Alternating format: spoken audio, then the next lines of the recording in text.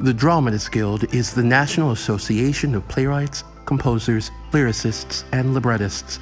For the first time in a generation, our industry is undergoing a tectonic shift. If you're not a member, join today. Learn more at our website.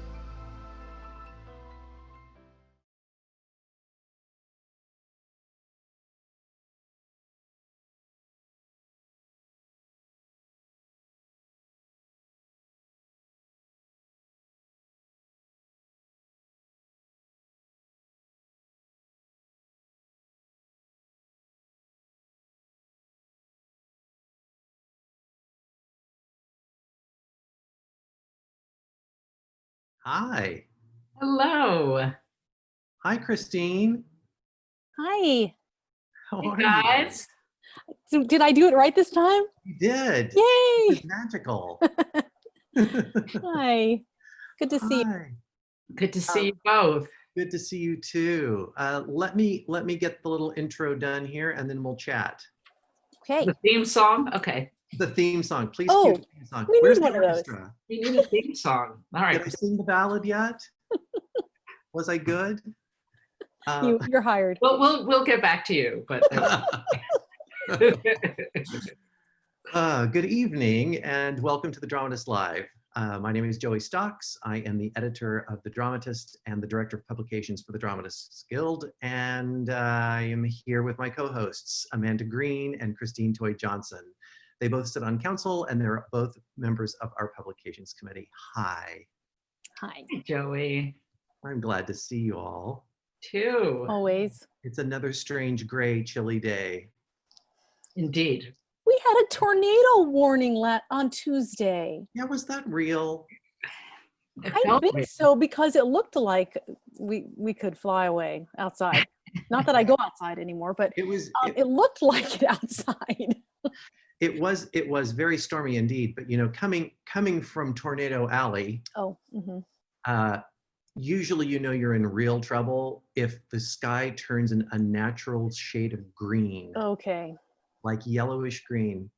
Then you got to go to the Frady hole, as we say. Oh dear. Okay. That's where you go when you're afraid. It's the storm cellar. You know, where Dorothy hid from the tornado. I understand. Yeah, I was gonna. Yeah. Frady hole, what we call it. Brady Hill. Okay. We're an elegant and articulate group.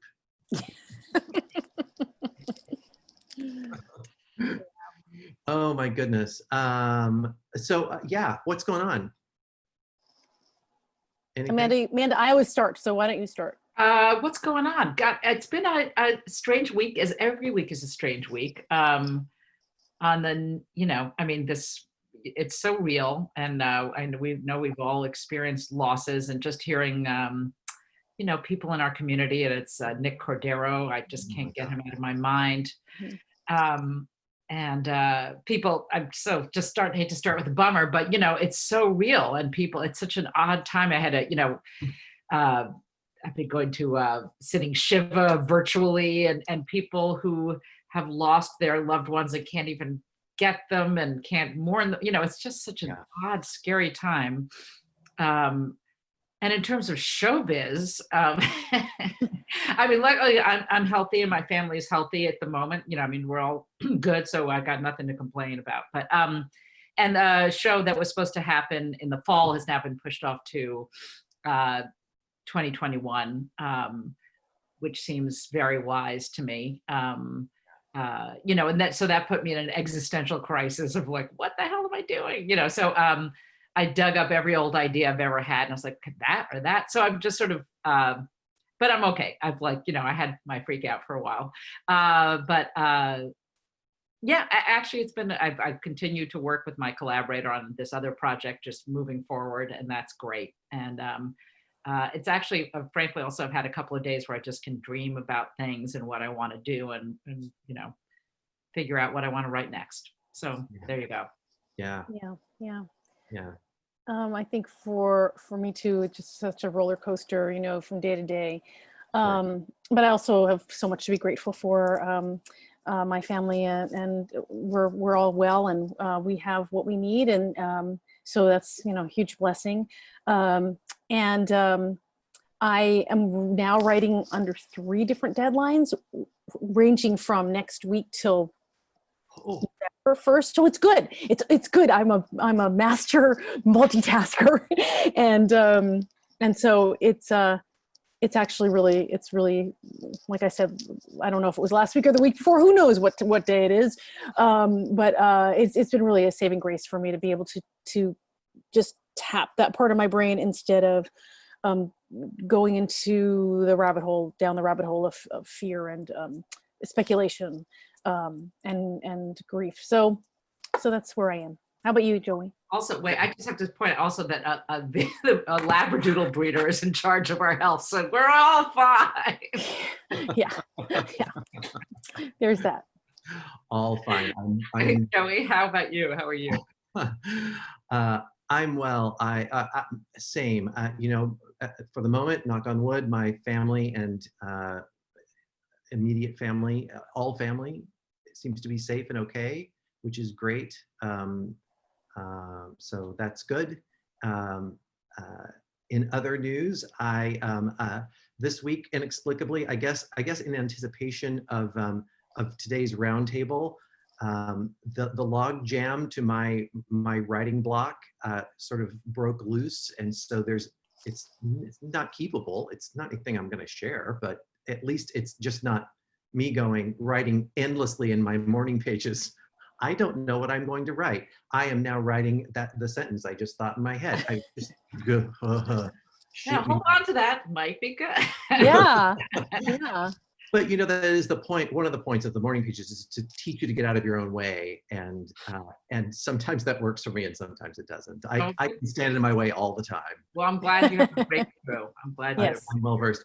And speaking of theater, I just sometimes when I put on a jacket, I will feel inside the breast pocket, and inevitably it is full of theater stubs. Oh. And this one is from Max Vernon's The View Upstairs, was in my pocket, reminding me of those nostalgic days when we actually went to the theater.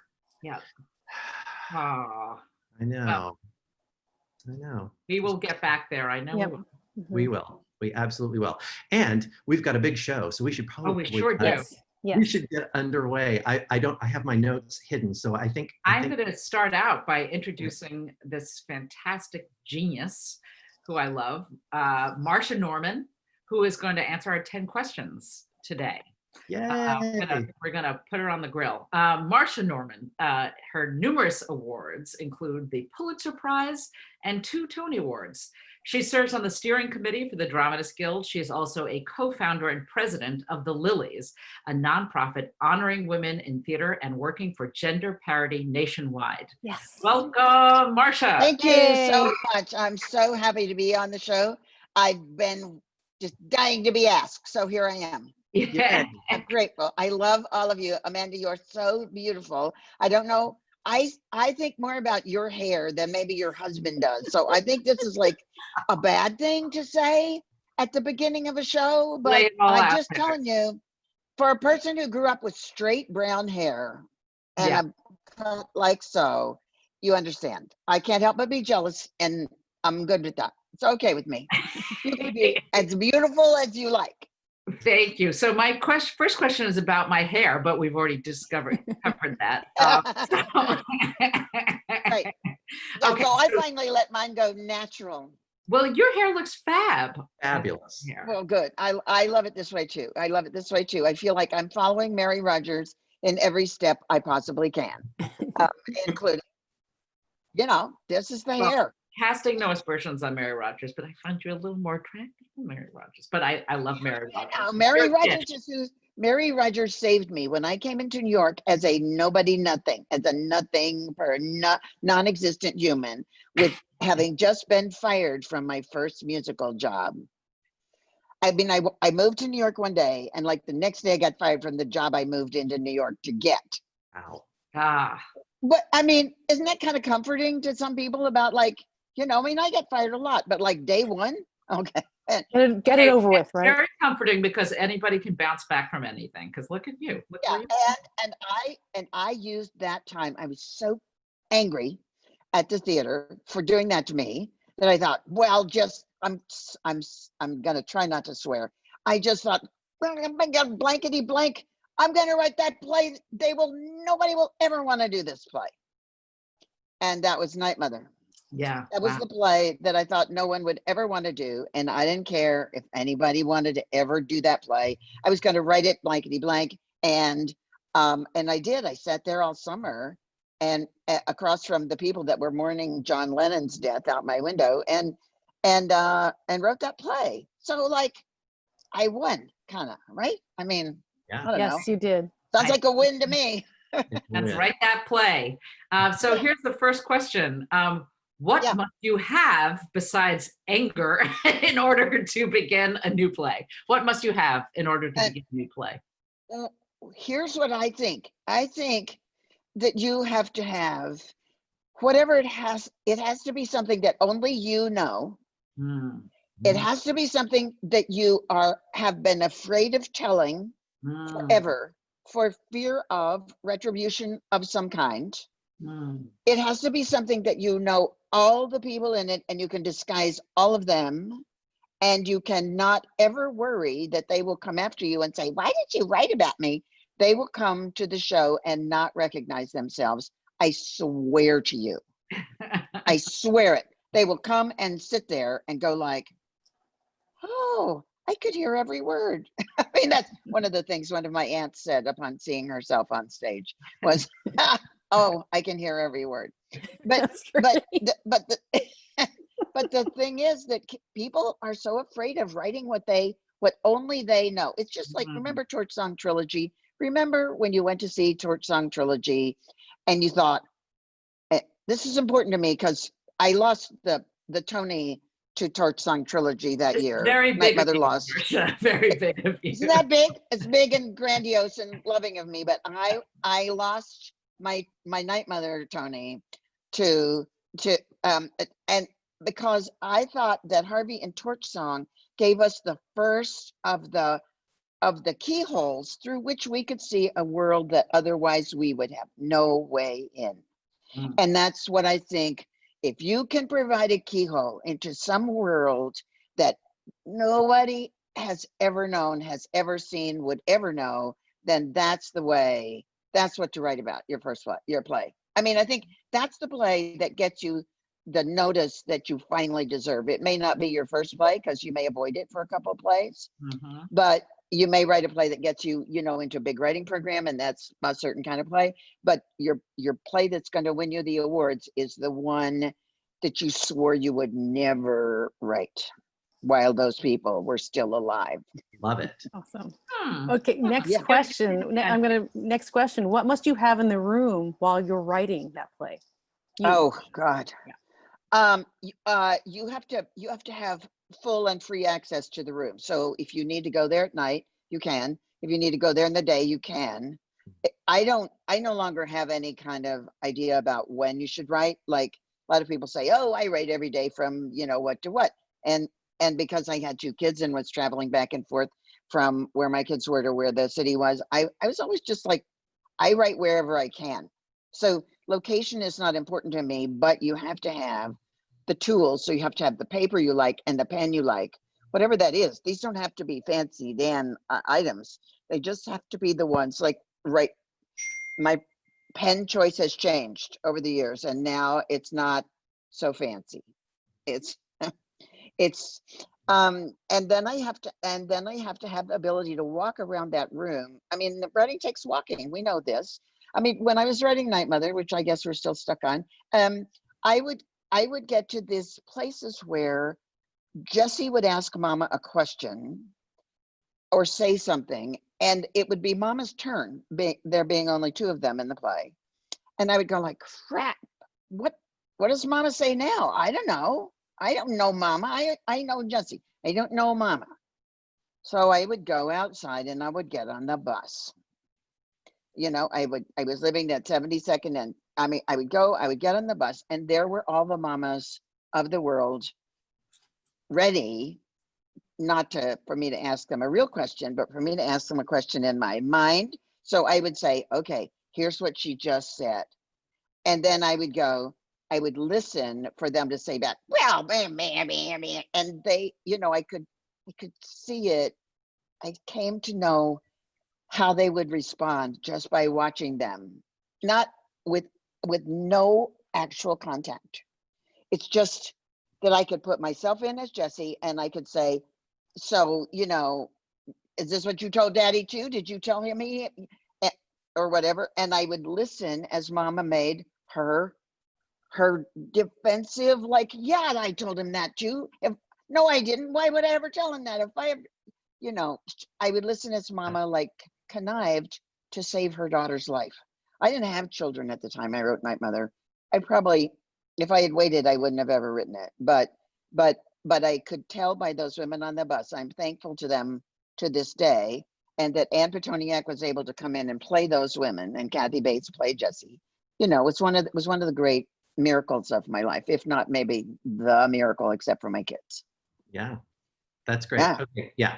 Access to a room, favorite pen and paper, and you need a bus. Well, you need to know, you need to really know the story. It needs to have happened to you. Yes. You know, it can't be some like made up falderall, right? That you just invent, like you just met this rabbit in the woods and fell down in the hole. Yeah. Okay, Marsha, I've got a question for you. So, what do you need in order to finish that play? Oh, well, yeah. One of the great things is to know that there's somebody waiting for you to finish it. Well, There's somebody going like, you know, you owe us a play. I don't like commissions, but I like the idea that somebody knows you're working on it and goes like, when are we going to see this? I mean, it's really nice just to know in general that a theater or a producer or a group of friends or someone, like, I mean, I've often used the Juilliard class over these 25 years, you know, to say like, they are waiting to see what happens with that play about trafficking of girls worldwide. And, you know, so I would go back. I knew that they wanted to see it by September and I had it ready by then. I think it counts to know that someone is waiting. And I think that if theaters only knew that, they wouldn't really have to worry about commissions. They would just keep calling and say, like, Tuesday, is it coming Tuesday? Because, you know, we really love what you're doing. Can you send us some? And then don't give any notes, theaters. Just keep expressing your desire to support that writer. I love it. Yeah. And you get stuck, besides, you know, what a character will say, when you get really stuck while writing, how do you maneuver out of that? Well, first, one of the things that I do to avoid getting stuck is I never stop at the end of the scene at the end of my writing day. Okay, so I wait until I have a kind of a runway into the next scene, and I get the runway by going to sleep. I mean, I get the runway by like living the rest of my day, giving myself time to think about it, not freak out about it, not, I mean, I don't ever stop when Evel Knievel, anybody know who Evel Knievel is? He was a motorcycle jumper who went over the Grand Canyon. Yeah, right. So, okay, so you don't want to stop writing when Evel Knievel is like up here, because you can't stop there, because then what? You come back and you write, and then he landed.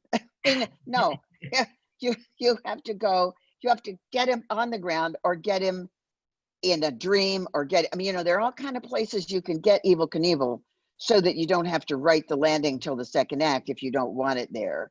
But you cannot stop in the middle of an action that is so intense that that the next morning all you're going to write is, you know, and then he woke up from his dream. I mean, you've got to leave yourself some room writing the rest of yesterday in order to give yourself a ramp to writing today. Love that. Great.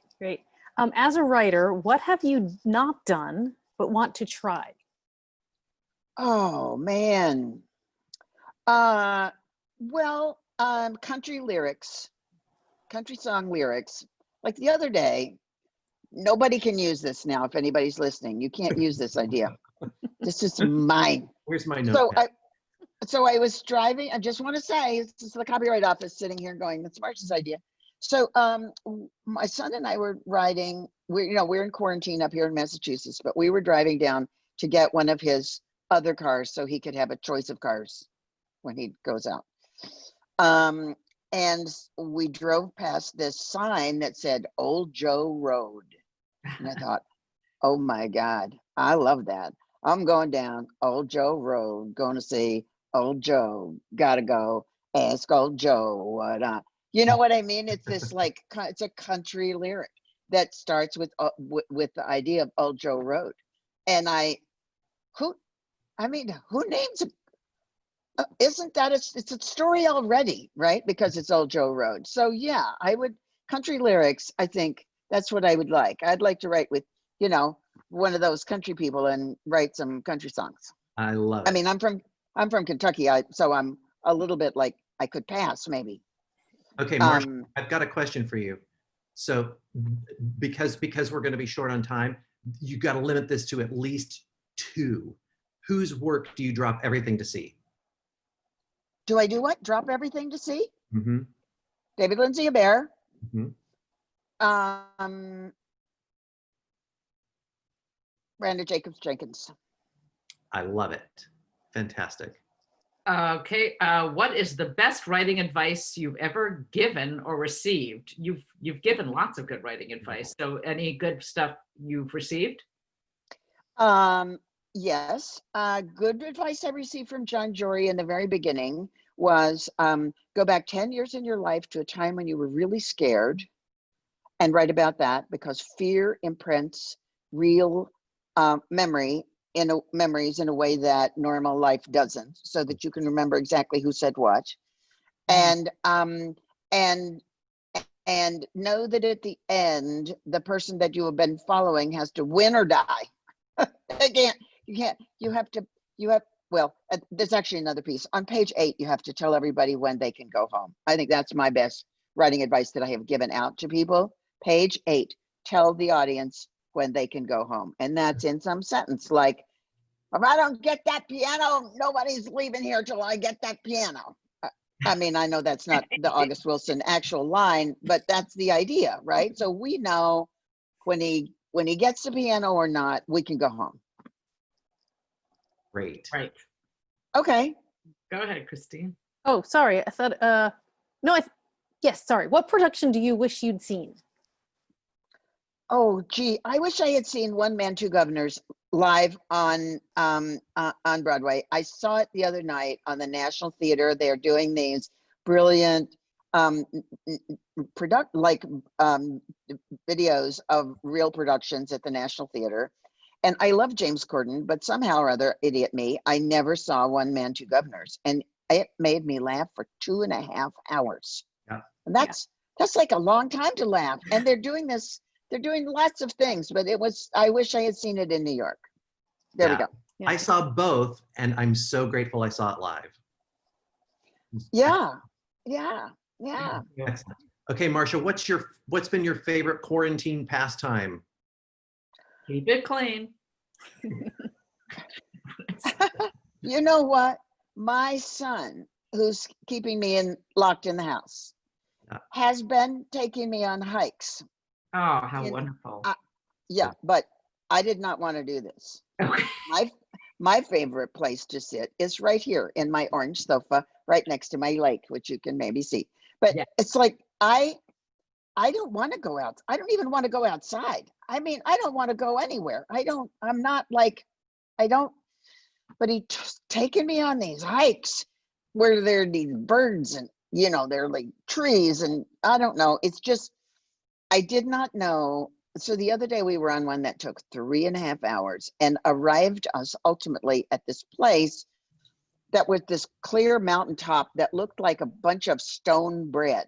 And I could see the Catskills. I mean, I could friggin' see the Catskills from this place we climbed up to. Now, I'm not saying I'm going to keep this up when he leaves here and goes back to his life, but that's been my favorite of the things I've done so far, is to just make it the 3 hours up to the top of the loaf of rock bread. And what are you working on now? That's our final question. Oh, gee. Well, I I owe some people some work. So I'm working on getting to work on those those things. I am one of the people who's having trouble writing. Yeah, I was just okay. asking if this leads us into tonight's conversation. Just what I was hoping. Okay. Yeah. Fantastic, Marsha. Thank you for doing this. We're gonna let you take a break and have a smoke out on the loading dock while we do a quick interview with a couple other people, and then we're gonna bring you back.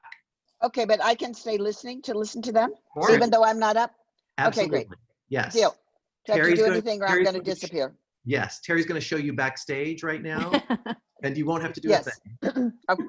Thank you, Marsha. Thank you, Marsha. Thanks, Marsha. Okay, so next up, we are going to talk to Guild member Saviana Stanescu about writing her first Zoom play, and Sam Buggeln, artistic director of the Cherry Art Space, who commissioned it. I'm going to tell you a little about Saviana. Saviana Stanescu is an award-winning Romanian playwright based in New York. Her US plays, including Aliens with Extraordinary Skills, Lenin's Shoe, Waxing West, and Useless, have been produced or developed at Women's Project, La Mama, 59 East 59, LARC, EST, Cherry, and globally. Welcome. Yeah, welcome. Thank you both for being here. Sam, I want to start with you. Would you tell us what is the Cherry Art Space? Oh, thanks for asking and thanks for having us. So the Cherry Art Space is a building that is inhabited largely by the Cherry Artists Collective, which Saviana is a member of. So I was negligent and didn't get you bio. My apologies. Google me. So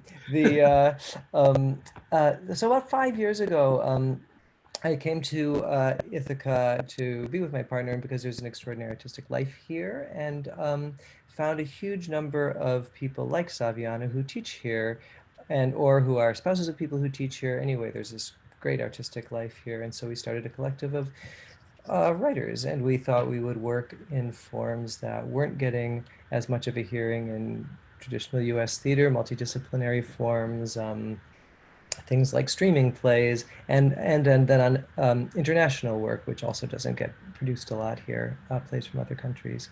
So that is what the Cherry Artists Collective mainly does. That's great. Saviana, how did you get involved with the Cherry Artists Collective? Yeah, so, I'm originally from Romania, and then I studied and lived for 15 years in New York City. And then I got a teaching job at Ithaca College to teach playwriting and contemporary theater. And that's how I ended up teaching in Ithaca, meeting Sam and Nick and the other people who are part of the collective.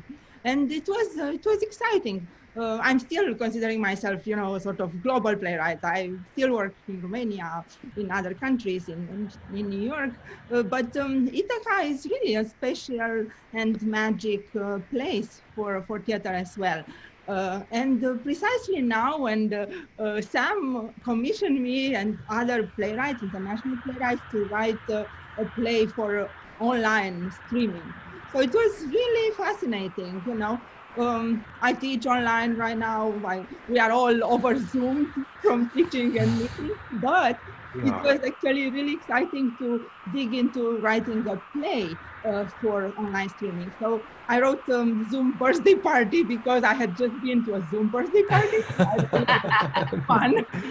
And of course, it's still a response to what's happening now, but I thought it was more important for me, like Marsha Norman said, so inspiring what Marsha said. Yes. It was very important to write something that concerned me for a long time. So I wrote about the family of Romanians living in different countries of the world, Italy, Romania, and New York. And I couldn't help, I created an appearance of Countess Dracula, which is a new character that I'm creating, a Romanian feminist reimagination of Dracula, because for so many years, I've seen so many good adaptations of Dracula, but because as a Romanian who grew up near the real castle of Vlad Dracula, I always wanted, I need to have my own take on that.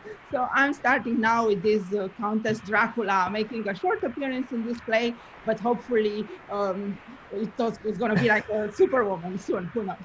That's great. Right. Sam, tell us about commissioning Zoom plays. What parameters did you set up for the playwrights? Well, one thing I will say, we are not actually using Zoom. The production's not actually using Zoom because I do actually think it's become too difficult to, I think like we're trying to figure out like how can theater really be online. This is just like we're taking one hack at it, but I think one thing we're finding is like we're all on Zoom all day, every day for business, and there's something even about that algorithm that makes our voices sound like they're underwater. So we're just using a different live video mixing platform so that it'll look different and feel like a fully produced work. So that's kind of just to bracket the fact that we're not calling them Zoom plays anymore. But it was really, we just reached out to we had worked, as Saviana says, with all of these international playwrights, and we're responding to the craziness of this moment where writers as the folks who eventually are writing for us are in Berlin, and well, Saviana's writing in part about Romania and San Salvador and Buenos Aires and Serbia and Ithaca, that everyone's going through a version of the same thing. And it's hard to think of a time in human history when that is true, it's true. And so it was really interesting, and that so much of our lives are now on screens. And what would it be to write for the screen, for this kind of communication? And because playwriting traditions are different in different countries, of course there are like really radically different kinds of plays that got written, and that has been very exciting to sort of weave them together and see how to stage them on screens. And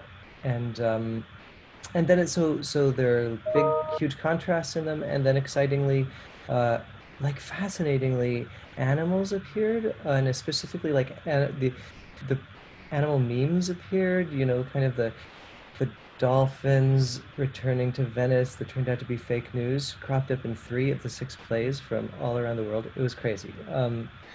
So it's been a fascinating creative process.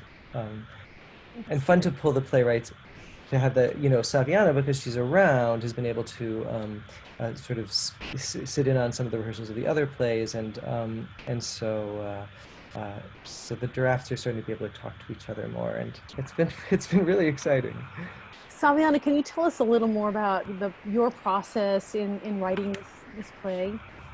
Yes. And first, I'd like to say that actually the Cherry Art Space, that Sam is the creator and the artistic director, they opened their space, their material space, with my other play, What Happens Next, which is also a sort of Black Mirror science fiction kind of play. But this one I really started to the form. I wanted to have this Zoom birthday party. I imagined how people would interact from their own little boxes on screen. And then, of course, it became about something else. It became about life, about people not having money, being poor, about a breakup. A breakup is a very main event over there. And then it became about people and relationships, as probably all plays are. So at the end of the day, I think that we as writers, as playwrights, we just adapt to the medium, to the media. In this case, I had to write for Zoom in my mind for online streaming, and it really made it easier for me to have a form first, and then to create a content, which is at the end of the day about relationships and people trying to keep living in these difficult times when they cannot fully connect to life, and people who try to still find who they really are and who they love and who they can be. So at the end of the day, I feel it's not as different as writing for any type of theater. Right. And really quickly, can either of you tell us where people can see this play and the other plays as well? Yes, just to be clear, it's one evening in which all 6 plays have been either assembled and mashed and spun together. The evening is called Felt Sad, Posted a Frog, and Other Streams of Global Quarantine. And they can go to, and they can go to thecherry.org, www.thecherry.org, and it's right there. And Saviana is a particularly lovely part of it, and I'm so glad to have collaborated with her. And of course, all of you, when you feel sad, do post a frog. It helps.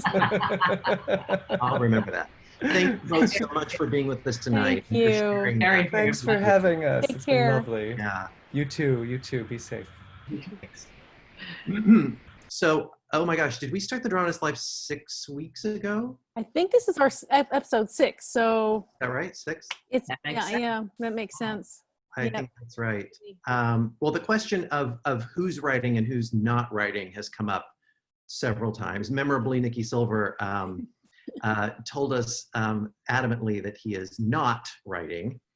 Earlier this week, I decided to take the question to Twitter. Interesting responses. And we got some very interesting responses. And I'm going to... C.A. Johnson tweeted, "The last 2 weeks have woken something up, had been at 0% creative output, but now I'm 80% of the way through a new play. No idea what's fueling it, maybe mania." Yeah. Oh, I've done it wrong. There, that was her tweet. That was what I was trying to share. Oh. My friend Vince Gatton wrote, "Mostly not." I'm going to abbreviate here. "I feel like I have to live through this before I'll know what stories I want to tell."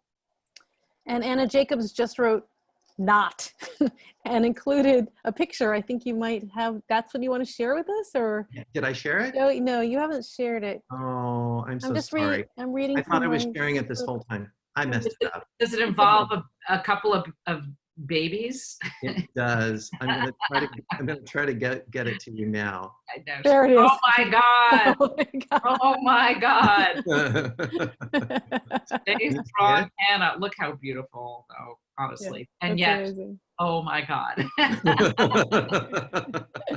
That was supposed to be the punchline, and I messed it up. My That was tongue is not Still great. works. I am not a technician.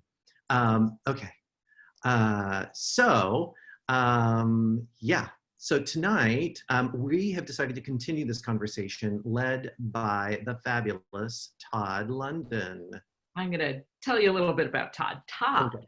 is the head of the MFA playwriting program at the New School of Drama, director of theater relations for the Dramatist Guild of America, and a thoroughly delightful and lovely person and presence. He is the author of several books, including his second novel, If You See Him, Let Me Know. It was just released in February. Hi, Todd. Thank you for joining us again. Thank you for that. We're going to bring Marsha back and all the panelists. Hi, Todd. That's Hi. right. We're You just have gonna the best closet in town, I got to tell you. Yeah, you do. You really do. So we've got Todd, we've got Marsha back, and I'm going to start introducing some of our other guests so we can get them all in. Leah Nanako Winkler's plays include Kentucky, God Said This, 2 Mile Hollow, Hot Asian Doctor Husband, and more. She is currently working on 2 commissions as well as adapting her Audible play, Nevada Tan, into a feature for Amazon Studios. Hi, Leah. Hi, Leah. Hi, nice to see you guys. You too. And Hi, GWYDION thanks for Sullivan. having me. Oh, sorry. Hi, Christine. GWYDION Sullivan is a playwright, screenwriter, innovator, and arts advocate who serves as both the executive director of the Penn Faulkner Foundation and the chief architect and evangelist of the New Play Exchange for the National New Play Network. Hi, GWYDION. And I'm in the dark. I'm You so are in the sorry. dark. Let me get the lights changed here somehow. Okay. Frankie D. Gonzalez is a playwright based in Dallas, where he served as DG Regional Representative in 2018 and Los Angeles. His work has been seen at the Lark, Great Plains Theater Conference, Labyrinth Theater Company, and Bishop Arts Theater Center, among others. Welcome, Frankie. Hi, Frankie. Hi. And Liz Duffy Adams' plays include Or, Dog Act, and Born with Teeth, which will premiere at the Alley Theater next spring, pandemic willing. They are a proud New Dramatist alumna and a Will Glickman Award recipient. Welcome, Liz. Hey, can we see Liz? Let's see. Let's see Liz. Oh, hi. There you are. Hey. I don't know what I'm doing. Hi. You do know what you're doing. You did well. Thank you. Thank you so much for being here. Welcome back, Marsha. I should point out that as we're starting this discussion of who's writing and who's not, I mean, I think I'm not speaking out of turn here, that my co-hosts have been writing and I have not. So we've got both sides of this coin represented right here. Todd, we're going to turn it over into your capable hands. All right, let's leap in. We have, first of all, hi guys. So nice to see you. There's a lot to cover. There's so much to discuss this, who's writing, who's not. But let's start with a kind of short lightning round of setting the scene. When I saw that picture of Anna Jacobs and her babies and their toys, it's like everybody's in a different setup. As Amanda said, I'm in my closet office, you know, it used to be a walk-in closet. Now it's my office. My wife is a playwright, Karen Hartman. She's on the other side of the bathroom over here, and she's used to being at home writing. My kid is downstairs on Zoom all day long for 7th grade, and my older son is a mile away with his mom, and that mile might as well be Portland, where he usually lives, because we're not seeing each other. So set the scene, each of you. I'll go around and I'll call on you. What's the scene of your writing life, whether you're writing or not right now? Let's start with you, Leah. Unmute yourself. Yes. I had to push the button and I started speaking before I did. I actually am in upstate New York. I had just come off of a 9-month-long television writing gig for a medical procedural so that I could focus on theater. And got back on February 29th, just in time for the pandemic. So now I'm upstate. I'm with my cat and my fiance at his house, and it's pretty quiet over here. It's not as bad as the city. It's definitely a good space for writing. We do not have children, so I think I'm in a very privileged position. So that you've given us the scene and the cast of characters, your cat and your fiance. Yeah. Beautiful. Okay. Liz, what about you? I am in my sister's attic in Holyoke, Massachusetts, because I had been working out of town in Indiana and teaching. And when the pandemic happened, I had a ticket to come back for spring break to the East Coast. And the night before I got on the plane, I thought, I'm probably not coming back. And I packed everything and finishing teaching remotely. But I had a house sitter till the end of the semester in my home. So my sister and brother-in-law gave me this beautiful room up in their attic to sleep and work in. And I go down the stairs every day to help cook and eat. Well, when it's me cooking, I'm alone, get out of the kitchen. But here we are. So I have no responsibilities other than the online ones, but I'm you know, it's like 40 hours a week on Zoom. But yes, that's the setting. Okay. And 4 cats, which is nice. 4 cats, 1 brother-in-law and 1 sister. Yes, and everyone is very nice and gets along, so it's really good. Okay, that's sweet. That's good to know. Frankie, what about you? Right, so I'm just north of Dallas, where it's starting to heat up. So heat's in play right now. I am with my 4-year-old son, who has now gotten through God knows how many pairs of glasses at this point. These are my last ones standing, my last prescription pair. And he pulls them off, he snaps them, he stomps on them, whatever you can think of, he's done it. He stabbed one time with a pencil, like he just went right through it. It was just like, why would you do this? He's like an ancient god that demands sacrifice, but instead of animals, it's glasses. So it's more that with him. My wife and then my mother and stepfather, and we're all in this house together in just north of Dallas, and I handle a lot of the cooking as well out here because I am, quote unquote, the best cook in the house, which is code for I don't want to cook. That big guy over there will cook. He'll do it. He's got to get hungry eventually. So yeah, that's where I am now. Oh, great. There's something actually perfect about your son stabbing the glasses in this kind of Oedipal world where everybody has to figure out how to lift the plague, right? Oh, very much so. My son and I are Zeus and Cronus, and I am going to die at the end of this. I know I am. It's going to be okay. I've accepted my fate, and at this point, it's now just how much time can I buy myself? The glasses are a metaphor, I'm sure. Keep them on. They're protecting your real eyes. Yeah. William, what about you? What's your scene?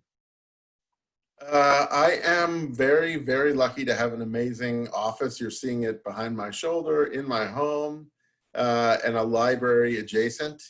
So I'm living in heaven, really, by not getting to leave my house. This is my happy place. I'm not an introvert, but I love it here. So this has been great. For the last 3 days, I've been sharing my office with 2 brand new kittens, acquired for my son's 10th birthday on Saturday. So it's a little bit of a madhouse of panicky and then excited and then delighted and then scared, animal energy all around me. But I've been powering through, and it's really kind of precious. Outside in the rest of the house, outside the library, is my wife, who is an essential medical person, but her clinic is temporarily closed. What patients are a little too afraid to come get treatment for their injuries, which she's the director of a rehab clinic. So she's home and caring for our 10-year-old son, who is also in the house and doing his remote learning and playing Magic the Gathering with his friends over Zoom. And occasionally they pop in to visit the kittens and say hi. And then we all have lunch together. It's so civilized. As a family, we sit down in the middle of the day around the table and we eat a meal, and then I go back to work instead of me eating at my desk, being sort of dehumanized and forgetting I have a body and a soul and other things. I don't have to be like productive. I can be relaxed. Wow, sounds nice. A lot of cats. Cats are, yes. Yeah. Marsha, what about you? What's your scene? We've seen a little. You're on mute. Can you unmute yourself? Yes, I can. There you go. Well, I'm in Great Barrington, Massachusetts. On March 10th, my son drove back from what had been my daughter's birthday and said, "You're not going anywhere. I am locking the door and protecting you from the outside world, and you're not going outside." And here we sit. Now, it's a beautiful house that I personally love. There's an enormous lake outside, and it's not a rowboat. It's not a motorboat lake. So it's like, if you see a rowboat, a motorboat, which I saw this morning, you have to report it to the Gorgon of the lake, who keeps charge. But it's a beautiful lake to walk around. They're also wonderful, quirky people who live here, but they are mainly not here. So it's my son and I, and Angus is 32, and he's determined that I am going to live through this. That is his goal. And I do have COPD, I do have heart issues, and so he's correct in assuming that I would be at risk if I were to be let out. But things happen, like today, he was off at the high school track running, and a box of vegetables came from Berkshire Organics, and I was afraid of bears coming and getting in the box and manging the vegetables. So I went downstairs and I covered my hands and face with a big plastic bag, and I moved the box from outside to inside the garage, and closed the door and hid the bag and all that. And then Angus realized that something had happened in the basement, and I had touched the bag and the box, and he just gave me just like holy hell for, he just like, "What did you do? Don't you understand? I'm just like, you know, he was so angry at me for trying to participate in a safe way with the retrieval of my food. And so we are working that out between us, like what's protective and what's catastrophically paralyzing to me. And yet I know it's out of absolute love. And I, in turn, go downstairs and I watch James Bond movies with him at night. We're working our way through the entire James Bond series. We have a big projection room downstairs, so we can go do that. And I have some friends who are in a lot of trouble, who live here, and so I'm cooking for them at night. And Angus is driving the food over there on one of his motorcycles. He has motorcycles, and he's a car dude, you know. He sells, so he drives the food over and leaves it at their house, and that feels good to me. Although it's, I mean, always before the pandemic, we would always meet on Friday night, and we would go to Cantina 229, and we would eat and we would drink and we would have fun, and then wham. As soon as he got isolated, he got like, anyway, so they're in trouble. She's in trouble. I'm fine. And I'm reading a little bit. I'm trying to make 5 calls a day to people I love, saying just like, I really love you. What are you doing? And I'm cleaning up my mail. This is what I am doing as opposed to what I'm not doing. And Angus installed a high-speed, super high-speed internet here. And I go for these hikes with him, which have restored my sense of like being active, which are really great. I don't want to ever do it. I don't enjoy it, but we go, and sure enough, the next day I have more energy. The end. It's a kind of ironic flip on Night Mother, isn't it? It's like Mama's trying to kill herself by, you know, going outside, and he's trying to protect you. Well, yes, exactly. Yeah. Yeah. So we don't. I had lots of questions to line up to this, but let's get to the meat of it. And I guess the question is, are you writing? If so, or not? If so, why? But also, maybe what did you bring? What was the backstory? What did you bring into this moment? What did you think this time was going to be? Leah, you were coming back from TV to write for theater. So how's it going? Yeah, I think for me, I just spending a long time, and I was very like, I enjoyed this job, and I felt really grateful for it, or not grateful, but like, you know, I had like fun. But it is hard when you're working 9 to 6 or 9 to 7 on somebody else's vision. And I am a workaholic, like to a destructive level. So I was getting up at like 6 to work till 8, and then coming back and then working on my own stuff until like 10. So for about 9 months, I was operating on a schedule of like 6 a.m. to 10 p.m. of just like full work, just so that I didn't have to let go of my own projects or theater work, which is what you do. I'm not complaining. And then, so coming back, I was just like, oh my God, finally I have all day to just like work on my own stuff. I'm so excited. So I definitely was coming from a place of excitement. But then I guess what really changed for me in terms of work ethic, because when I first came back, it was late February, and I was still like seeing people and having a social life, but my fiance actually ended up getting COVID. We got tested, and he had it, and it was pretty bad. So I was his primary caretaker, and I found that cooking and writing in between caretaking was extremely stress alleviating.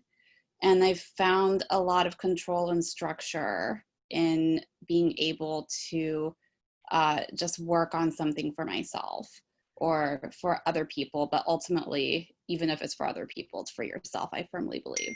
So I was approaching it from that angle. He is better now, and everything's fine, but right now I'm clinging to writing for a sense of control. Yeah, Mm-hmm. makes sense. Yeah. Well, what about you, Liz? Well, first of all, Leah, I'm so glad to hear that he's doing okay. That's scary. Yeah. I am writing and not writing, because I guess I came into it. I had been in Indiana where I didn't know anybody, and I was starting to meet some people at the university where I was teaching, but I was only going to be there for one semester, and I was house sitting a professor's house out in the woods, and I was basically quarantined for a couple of months, and I was really, really, really excited and looking forward to coming back to my life, even though it was very nice there and I love my students. But I was thinking, I have a couple of new plays that are scheduled for premieres next season. I was like, oh, why aren't they in? Oh, I can't wait. And but they're scheduled for the spring, but who knows, a year from now, if that will even still happen. So when this all happened and I did end up landing back in a safe place, I felt a wall go up between me and the idea of writing another play, because these two plays I've already written, they have found homes. It actually Liz, happened. I'm having trouble And hearing they say you. logically. Did you Oh lose your no, you video? can't hear me? No, now I can. I didn't. Okay. Can you hear me now? We can Oh hear dear. you. Can't see. Sometimes the Wi-Fi gets a little. Can you hear me now? There you are. Yeah, Oh, we can hear and see. Glorious Oh. you. Yeah. Well, I'm sorry. I learned how to do a personal hotspot on my phone for this new world of being in the attic, and but it's not as reliable as I could hope. Well, you were just saying What about was the last the thing you heard me wall say? going up. The wall. Say more about that. The wall going Yeah. up. Yeah. Well, because the last two plays that I wrote have found homes, but and I know, I mean, theater has been closed by plague many times over the history of the world, and it will come back. But that's logic, and I don't know, psychologically, emotionally, I cannot bring myself to. If I had a commission right now, I would be working towards it, sure, but I don't. So starting a new play right now feels impossible. But if I don't write, yeah, I need to write for sanity. So I started this goofy novel like a year ago and put it aside, and I said, I love these characters, I love this world, I am just going to spend a few hours every morning up in the attic with this and making words happen, and that's saving my sanity. And then, eventually it will be a thing, may not be a thing for anybody else but me, but and also I'm sort of feel like I'm waiting for the plays to come back. Mm-hmm. Control and sanity. Wow. What about you, Frankie? Well, for me, I've actually been able to write quite a bit. I similar to Leah, I recently got off a television writing room for 13 Reasons Why back in October. Yeah, it was October. And since then, I've just been working on theater projects and everything. And I was working on a play about hippos in Colombia, where Pablo Escobar had actually brought hippos and a whole bunch of other animals, but the Colombian government was unable to remove the hippos because you can't take on a hippo in the water. And the hippos broke out, and now there's about 100 of them flowing around in Colombia. And so I started working on that play right after that room, and then I also, going towards Marsha's point about writing the story that you're most afraid of telling. When this hit, there came this moment that I realized, oh, there's a whole bunch of things that I've not been willing to talk about, tell, write for, and this could be it. This could be it, and let's get this thing out. Let's start knocking these things out of the ballpark as much as I can. And so I begun writing solo shows, because at the very gentle nudging of my agent, it's just like, solo show might work a little better in the new world, don't you think? And it's like, maybe, okay, sure. So I finished the hippo play, and now I've begun writing these shows about things that have happened in my life, like one about these 4 Christmas Eves in my life. The last time I saw my father in the flesh. My son's birthday is also Christmas Eve. I had attempted to end my life on a Christmas Eve, and it's about those stories and how they track straight through together. And then another one where while I was in Los Angeles, because I was cheap and I was stupid, and because it was $25 a night in Los Angeles, you cannot get $25 a night in Los Angeles. I stayed with a guy that was shooting porn in the next room, and the cast of characters that he would bring into that house, the renters, the other renters and everything, because it was like an Airbnb house that he'd rent out the entire house, and it was just some insanity that happened inside of that house. And so I'm writing those stories, and I started asking myself, why am I writing these stories, until I realized, the one thing my dad never left me behind was any kind of story. There was I have no trace, no connection to him, and if this should be the final, this is it, the end all be all, then I want to at least make sure that my son has something of his father, in case it's over. So it's morbid in a way, but at the same time, it's some of my most creative period that I've ever embarked on. You know, writing about me getting married to my wife in Morocco, and us meeting together at the age of 14, and she was 13, and our relationship from there over 14 years, stuff like that, that he might not be able to get if I don't write it down, if I don't, tell that story. So that everything I realize now, it's for him, and to make sure that he has something. And if it becomes something that's stageable, hey, why not? But other than that, that's it, really. They're in your voice for you to perform? Yeah, they're in my voice for me to perform. The one that is done right now is the one about the 4 Christmas Eves. Paletas de Coco play is what it's called. And I'm trying to get something going for it, of course, and then COVID hit. I was going around, got a development with the LEAH in November for it, and I started meetings, and then everything stopped. So we're seeing where it goes from there. But that one is done, and the one I'm working on now is the porn house that I stayed in with this interesting Russian man. Which every son has to know about his father. Oh yeah, he has to know. It is the weirdest thing. And the thing is I picked up the Russian accent because we talked so much, and he was like this weird pseudo philosopher that talked about how the pinky toe is the residence of the soul, stuff like that. That is just like it's burnt into my head now. So I have to get it out of me, or else I might go mad. And they now speak like him, they talk like him. Hello, how are you doing? It's just like he and I became like twins. It's a weird thing. But yeah, that's what it all became, is just stories for him. Thank you. I saw that pinky toe comment go right into Liz's membrane there. I saw your head sort of jerk up. And GWYDION, what about you? I can explain it later. I'm going to need a minute to get over Frankie's entire monologue there.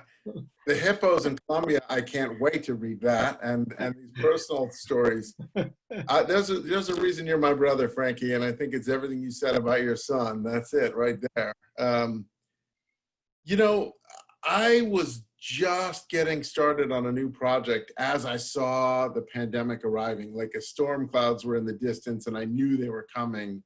And there was something about it that just called me to my desk and said, this is where you want to be. This is how you're going to survive this and ride this out.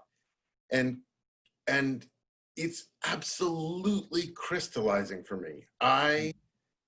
My process, I wake up before anyone else is up. I come here to the study, I open my laptop, I open the document I'm working on, and then I open my browser and load the Johns Hopkins coronavirus map to see where we are from the end of the writing the morning before. I have a little piece of paper that I keep to my side while I'm working. And every day I put the date and the number of people who are infected and the number of people who have died. And then I start working. And there's just something about, I am writing against the death that is coming. It's incredibly motivating for me. And well, my son is in the other room, and I hear him giggling, or I hear him asking my mother a question, or I hear him giving his teacher an answer on his Skype session. They're a little too far away to interrupt my flow, but I can hear it in a sort of ghostly sense. And so I know I've got to keep going for him.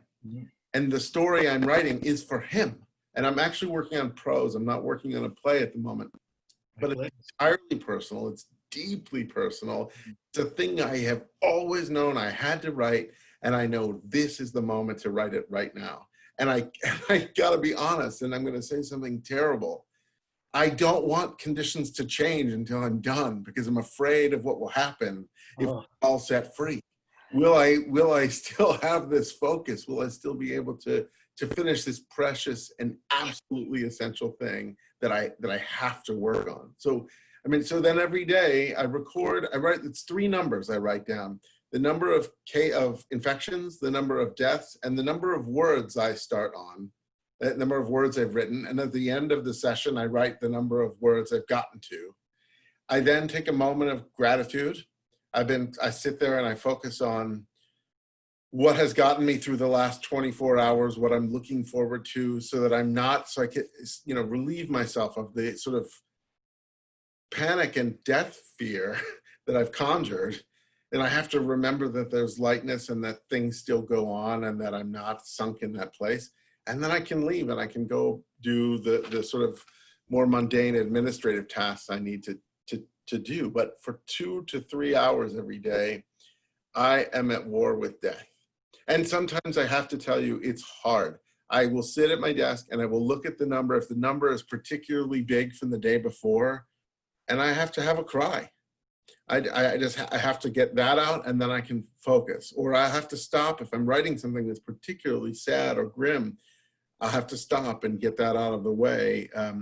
But I'm really writing like on an emotional knife edge, and it's so cleansing and so meaningful to me. I'm so lucky to be here in this moment. I feel like I hear a lot of stories about people who can't work, and I'm so sad for them about that, but I don't relate at all.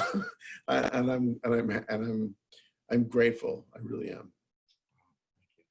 I haven't read it, but maybe you have. Didn't Defoe write a journal of plague years? I haven't. Yeah. But that would not surprise me. Oh, yeah. The plague right there. Trust Liz for the win. Adams. Yeah. I'm rereading it. I read it years ago on the New York City subway, and I felt kind of funny, and that was long before we were, anyway. Yes. Yeah. Well, I'm sorry. What's the name of it? Read. The title? The Journal of a Plague Year. A Journal of a Plague Year. Wow, great. Daniel Defoe. Uh-huh. And GWYDION, 17.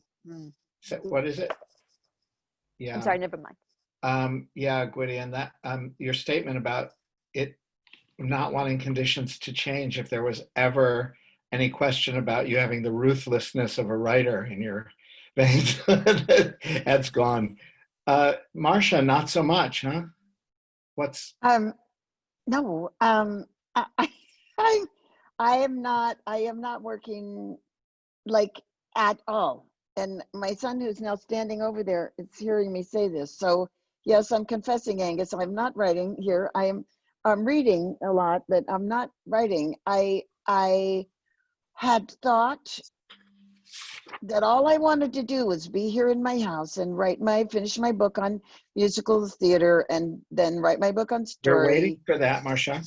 I know, and write my book on story theory, and I have all the notes, and I have all it's as if, and I sit down here in what is probably the most comfortable place on earth for me, and I should maybe go to an uncomfortable place, like, I don't know, another place in the house or something. I should make myself uncomfortable in some way, because this is just too groovy here in this chair by the lake. I should go to some place of misery where if I spend 3 hours there, I can get out. I know I should write.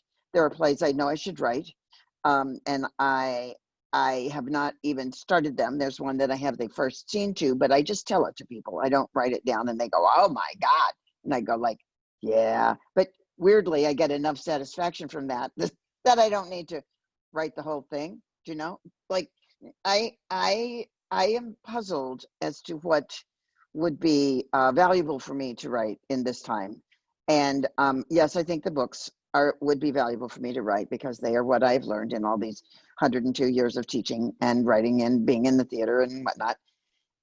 But there's not. Have so far not been driven to actually open that story theory notebook and actually on the computer and write, or the musical book, which I have about a third of already done. And I just cannot explain it. The only thing that I can figure is that instead of being the privacy of my house being like the release and the joy that I feel coming up here to write, it's now my only choice. So I'm like trapped girl. Now, I say trapped girl because I've always thought that that was kind of the main energy of most of my work, is trapped girl. So I have like, I mean, Getting Out, Night Mother, there are all these Color Purple, The Secret Garden, there are all these like trapped girls. So I ought to be able to write that, but for some reason. Now I do want to say that recently I read this thing that somebody wrote that I thought, here is the thing. If I have to be forced to say something, I would say this. Okay, if I read it? Yeah, and we'll let it be kind of the last word. Okay, it says, be grateful for anyone or anything that makes you this nervous. Don't focus on the fear, focus on the energy, and use that as your raw material. Thank you. Who's that from? I think it might be Fran Lebowitz, but I'm not entirely sure. Okay. Well, if it is, go Fran. Go Fran. When in doubt, quote Fran Lebowitz. I know. Be grateful for anything or anyone that makes you this nervous. Don't focus on the fear, focus on the energy. Like it was a thing you could extract from the fear and use that as your raw material. Well, with that, I will thank you guys for opening this up. I wish we could really talk now. There's so much here. Yeah. I'm reminded, because people write it every day on Facebook, that King Lear was written during plague times, and it's Shakespeare's birthday. So happy birthday, William Shakespeare. And happy quarantine to you guys. I mean, maybe Gwydion, he's shaking his head. And yeah, and I'm so sorry. So happy, Leah, that your partner is on the mend. Joey, Thank you. He's fine. He's eating potato chips and stuff now. Yay. Okay, so now you take care of yourself. That's right. Thank you so much, Todd. Thank you, everybody. Thanks, everybody. You're negative. Thank you. Thanks to all of our guests. Thank you so much. Incredible. Thank you. Thank you all.